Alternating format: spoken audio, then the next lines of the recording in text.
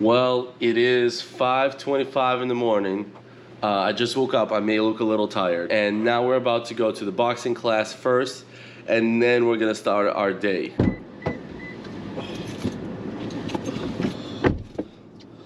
Let's rock and roll. So the plan for today is that I'm going to show you guys my regular day, as you already understood from the title and everything. I'm going to show you guys how I follow up on some properties, how I potentially write contracts. It should be a full day of doing things, so I'm pretty excited. We're going to check out a multi-family property that I've been working on for quite some time. So I'm pretty excited to see if I can get it. I really like this property, so hopefully it will work out. 1 hour later. Well, since the morning workout is done now, let's get to work. All right, guys, so we're back at the computer. We're actually going to go ahead and write up a contract. The reason why I do this, even though I may not be contracting the property today, but every time I go see a property, I write up a contract. If I'm not confident about a price, I'll leave the price part empty and I'll fill the rest, everything else. If I'm confident that the price we agreed on already is going to work, for example, if it's a vacant lot, for example, that, you know, I pretty much did all my research, so everything should be fine for that price, then I go ahead and write up the contract. I bring 2 copies with me, one for the seller, one for you, identical copies. So right now, let's hop in the computer and write up the contract really quick.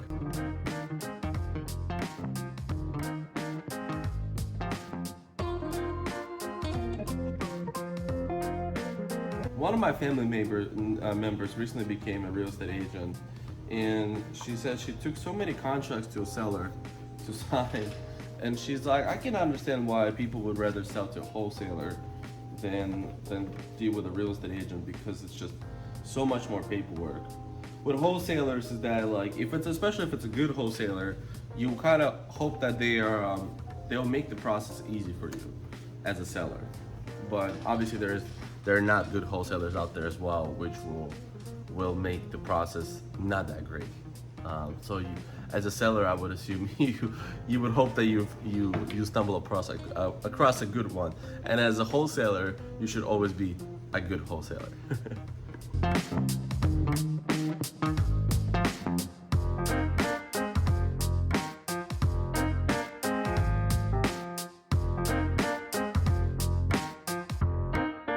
You know, this is something that you do have to do. Sometimes I follow up with sellers so much. If it's a potential lead, I guess depends on what stage they're in. Sometimes when it's a lead on a stage that it's we just got a hold of them and they want to sell, and you know, we follow up with the leads every other day or stuff like that. But when they're already kind of warm lead in the way that we already have a price in mind and all I need them to do is pretty much to sign the contract, I guess at that point it's already a hot lead, and to get it under contract, sometimes I do have to follow up multiple times, because you have to remember the fact that there's a lot of other wholesalers out there. So, and the thing about gonna make you different is not only the way you work your business and how you treat people and stuff like that, but also your organization skills, like if you can follow up properly at the right times and stuff like that. All right, we're about to give a call to a seller that I went to look at their mobile home already quite some time ago. I thought I was actually might be interested in it, but then it wasn't too clear because the seller had added a bunch of stuff to the mobile home. So it's not a double wide mobile home anymore. It's a much bigger property. So it was very hard to determine the price, but by the time I determined the price and made him an offer, he said he needs about a week to talk to his daughter and stuff like that, which is okay. You know, you give them time. Don't rush sellers. It's okay. I followed up with him Monday. He didn't answer. Today is Wednesday. So let's see if I can get a hold of him now. Hello, Mr. Ludlow. How you doing? This is Ralph. How you doing, sir? Sorry, go ahead. Oh, I'm sorry. Is there a better time I can call you back? Okay, I'll call you back in this afternoon, not a problem. All right, thank you, sir. Bye. Okay. It's not great, obviously, but I'll follow up with him later in today. So obviously we use the genuine brand planner out here. We're gonna make it a note that the fact that we need to follow up with him later on today. He said in the afternoon he's going to a doctor appointment, Let's do like right now it's 9:30. At 1 o'clock we're going to see the property. Blah blah blah. Let's do like 5 o'clock. I'm gonna follow up with him at 5 o'clock. Let's go to the next one. All right. Oh yeah, I remember this lady. So this lady that we're about to call right now, giving you guys a breakdown of all the leads that I'm working on at the moment. So this lady actually had a property that we are interested in, and we actually, the price she has in mind as well was pretty good, but she needed some time because she had some issues in the family, so she needed some time. So I said, what if I call you back in a week? Would that be okay? So let me call her back now and just see how it is. And during this follow-up calls, you have to also understand, like, all these people have lives and stuff like that, and like being understanding and talking to them properly and just being respectful and stuff like that will create longer term relationships. And I mean that, you know, people have sold me properties before while someone else offered them a little more, but they've sold it to me because I was so respectful, understanding, and patient and all that stuff. And you gotta do that. You gotta do that. So just being a regular good human being will help you. Hello, Miss O'Neill, how you doing? This is Ralph. We spoke last week about your property in Ponderosa, and I know you had some stuff going on, and I just wanted to follow up to see if there's any update for me. No rush at all. Just please give me a call back whenever you can. All right, so we left voicemails, and I do leave voicemails when it comes to follow-ups. When you're doing cold calling, just a regular straight up cold call to someone, leaving voicemail most of the time is not going to lead to anything. You still can, but all my assistants, they skip voicemails. I told them to skip voicemails, or like we set up the dialer that way. All right, I'm about to do this call that I'm kind of dreading because this is a tough one. It is a tough one, and I'll be honest with you guys, it is harder to call on this tough ones because it's a big property. This is a huge property, but you gotta be confident and you gotta, you know, talk to the seller. Hello, Mr. Parker. My name is Ralph. You have spoken with my assistant Rafael about a week ago about your 11 lots on Collins Street. I know he mentioned that you had a procedure done, and he said that I should call you on Wednesday. Is this still a good time to talk, or when should I call you back? So today in the afternoon is fine? All right. So, oh, okay. Thank you. Bye. Another person at the doctor's office. I mean, all right. Well, I mean, I guess we'll call them back, and around the same time, I'm gonna call the other person. We're looking at a property at 1 o'clock today, so we need to call the owner of that property and make sure that 1 o'clock is still good for them. Always do that. That's a very common courtesy thing. You want to kind of remind them, but you also don't want to waste your time in case something has changed. Good morning, Mr. Fazio. How you doing? I'm just calling you really quick to double check, make sure that 1 o'clock still works for you today. Okay. Yeah, I just wanted to make sure. Okay, sounds good. Well then, I'll be there at 1 o'clock for sure. I'll see you there, sir. Thank you. Thank you. Bye. Alrighty, so we got that. That's 1 o'clock is all set. So it's 10 o'clock now. We did our follow-ups. Hopefully we'll do some of those more follow-ups later in the day. But at the moment, I'm gonna do some little more work, and then at around 12 o'clock, I'm gonna head out to see that property, and I'll catch you guys then. All right, guys, we're back on the road right now. Actually, are going to go and check out that property that I've been telling you guys about, that multi-family property. I've been working on this thing for quite some time, to be honest with you. I just thought about it. I think, so right now I'm recording this. This is March, I think it's 16th today or 15th. So it's middle of March. And I have been talking to this gentleman since last year. I want to say probably December, maybe November. So it's quite some time. I mean, it's not the longest I've ever talked to a lead. Right now we have a property closing this Friday. That we've been talking since July, and this is this Friday, so that's what, 9 months. And I'll be honest with you, that's not often that, you know, you talk to a lead that long, but also it's not often when you close on a lead within like a month or even month and a half after finding the lead. So that's just something to consider. You know, I just thought about it, that I should tell you guys that as well, because I do get asked a lot. during the, I get Instagram DMs, I got YouTube comments like, hey man, how fast can I close a deal? I'm like really tight for cash right now. I want to get into this business. Yes, when people say that you can make cash really quick in this business, what they're comparing it to other businesses. Yes, I literally started making money within first 4 months of doing this business. Normally when you start a business, you don't get to make money that quick. Sometimes if you get super lucky, maybe you can make it within a month or two, but that's incredibly rare occasion. It doesn't mean that you shouldn't try, you still should try. But you shouldn't be expecting that. Especially when you're starting off, you either have to have a game plan or additional income or whatever it is to make your to make it until you start making money from wholesaling. But yeah, no, I mean, people ask me all the time. They're like, well, how fast I can close a deal. I need to like pay rent in 2 months, and I gotta make it now. I was like, well, do you have anything on the contract that you're gonna sell? And they say no. I said, well, if you don't have anything on the contract, I was like, and if it's not like close to signing a contract or anything like that, the process of finding a lead, potentially inspecting the lead, doing all that stuff, contracting and selling to a buyer, it's not that quick. And then after you contract to a buyer, you still got another 3 weeks, 4 weeks sometimes. I would say 3 weeks on average to close. So what are we talking?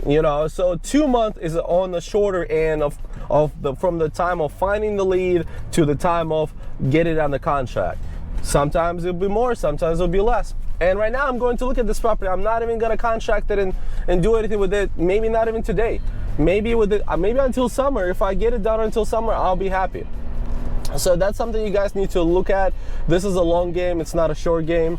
Obviously you want to make money at ASAP, and we all do. That's what I did when I started, but just keep that in mind.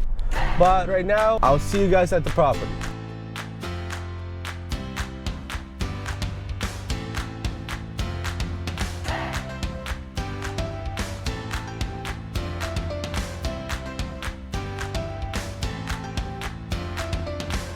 Well, I'm coming back from the property. Was not able to take a video of the property, but did take a lot of pictures. Unfortunately, it's going to be still a property that I'm going to be working on for a little bit, it seems like. Like I said to you when I was driving to the property, if I can close this before the end of this, before the end of spring, so by summer, I'll be very happy, man. As you're seeing right now in the pictures on your screen, it's very well taken care of. It's not a new property, the property is almost 100 years old, but it's in a very good shape. The seller that owned the property, he took really good care of it. The plumbing was fully redone recently. The electric is in great shape. The roof is only about 5 years old or something, so the property in general is in good shape. The reason why I love this property is the location of this property. I'm really looking for appreciation in this area as well. Like I said, they're building a lot of new properties, literally 5 minutes away from the beach. You got the downtown of the city right there next to them. You got a huge marina right next to it. So there's beautiful places around the property. As some of you guys may know, obviously I live in Florida, so all those things are within walking distance depending on what property you get. So that's something that I was looking for. I mean, this might be the property that I would buy for myself, for my family. I don't know yet. I guess we'll see. Not exactly sure what's gonna happen yet, but we are gonna be working on that. It's 2:15, so I'll get home by 3-4 o'clock. Do some follow-ups later on about the couple follow-ups that I needed to do earlier today. I'll do that, work on some of my leads, and we're gonna wrap up the day and kind of see what we did today, and I'll run that over you guys. 2 hours later. I'll be honest with you, I'm kind of tired. It's only 4:30, but it's been about exactly 12 hours since I've woken up. I'm getting a little bit tired, but we still got things to do. So right now we're gonna do some follow-ups. Actually, first thing I'm gonna do, I just got an email that would close on the property. I'm gonna go ahead and call the seller and thank him for his business. And this is what I do when we close on properties. I do think this is a good, it's a good practice to do, in my opinion. Hello, sir. How you doing? This is Ralph. I'm doing good, doing good. Hey, just wanted to give you a very quick call. I just got an email that will finally finalize on Alameda as well. So we're all good on that. I just wanted to give you a quick call and say thank you for your business. I'm glad we were able to buy both properties from you. I'm glad it all worked out. And yeah, definitely, you know, maybe in the future, if you have any properties that you want to sell, by any chance, just let me know. How do you spell that? Modast Street. Okay. Okay, perfect, perfect. Yeah, so can you tell me a little more about I pulled it up on Google Maps and I'm looking at it right now. I'm gonna pull it on the appraiser website as well. Yeah, could you just tell me a little bit, kind of general information about it, about the property? So you mentioned something that the AC was replaced. How long ago was that? Do you know? You think it's within probably the last 5 years, or you think a little more? More than that. Okay. And the you said the roof is. I said the roof is it leaking at the moment? Is that the issue with it, or? So if you were to sell it, you would still want to replace the roof first before you sell it, because you were gonna do that anyway. Is that your plan? Because so I can just kind of calculate it from that. So if it's something that we would need to take care of, or that's something that you would do before selling it. Okay, I see, absolutely. And I know you just said that you were originally thinking of keeping it, but if you would to sell it, have you thought about like even ballpark of a price you would sell it for? Okay, absolutely. Yeah, no, definitely. I want to look into it, just kind of see. Obviously, it's going to be very rough offer in the way that obviously I would have to kind of understand what's the inside is like, but I kind of got an idea. So I'm assuming within the last 5 years, there was no really remodeling done on the inside, right? None. Okay, yeah. So obviously it's not a full rehab, but it's definitely a full update, if we can call it so.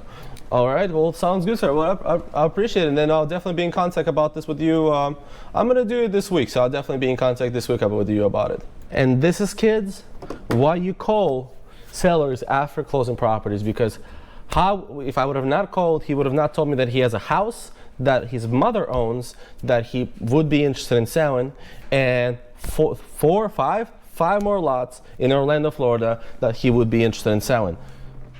So point proven, that was not planned at all, that was not staged. So that was pretty funny. But yeah, so now since we have that to work on, that is on my plans to work. We gotta do a couple other things. I'm not gonna get to it at the moment. I'm gonna take care of a couple other things, gotta do some follow-ups. Let's get back on that phone, I guess. I actually have to call another seller to kind of thank them for the same thing. I've been really busy and I haven't got time to call them. We closed on a couple properties with them recently. Let me make sure to give him a call. It was actually 2 properties that were bought from him. Well, I wholesale from him. Let me give him a quick call. Well, guys, while I was recording on my GoPro, it died. Well, the funny part was it died when I was talking to a second seller that I recently closed actually on 2 properties. And he told me that he actually, he said thank you and all that stuff. I was just saying thank you for doing business and stuff like that. And he said that he has a brother in the same city that wants to sell another vacant lot. And so let's see. Again, this was not expected. This doesn't happen as often as 2 times in one day. So it's a coincidence kind of, but it's also not, because that's something I do, and you guys should do the same. Treat your sellers well, treat your buyers well, treat everyone well. Today, the amount of people I've talked to, and everyone said like, hey, we do business with you because you are who you are, not because you give us the best price or anything like that. Obviously, money matters, don't get me wrong. You have to have a good price in mind, or whatever it is. You have to agree on money, it matters. But if somebody, like for example, the triplex, the guy that said that he's willing to sell to me, somebody offered him $35,000-$40,000 more, and he's still willing to sell to me because he connected with me and created a relationship with me. And same with these people. They were surprised, because a lot of people treat this as just their business. So they were surprised that I even called them and said thank you for their business. The first guy was not planning to sell his mom's house. He was planning to keep it, but he's like, well, because you're so nice, he's like, I would like you to take a look at it and see if you just want to buy it. So this is great, guys. So this is a life lesson, a work lesson, business lesson. Treat everyone right, and you will never expect the things that come to you. Don't expect anything, but they will come to you. Just do the right thing just for doing the right thing. All right, guys. Well, I'm gonna finish this vlog here. This has been a long day, and it's only 5:10. I still got maybe 3 hours before I go to bed. During that time, I'll be working on some stuff, and finishing up some leads and doing some stuff, but I will not be vlogging anymore today. I'm a little bit tired just overall, so it may not be as energetic as I was earlier on. But I appreciate all you guys tuning into this episode. I hope you enjoyed this kind of format. Leave a comment down below if you did. Leave a like, I do appreciate that. And subscribe to the channel if you want more real estate and business content. And as always, guys, peace.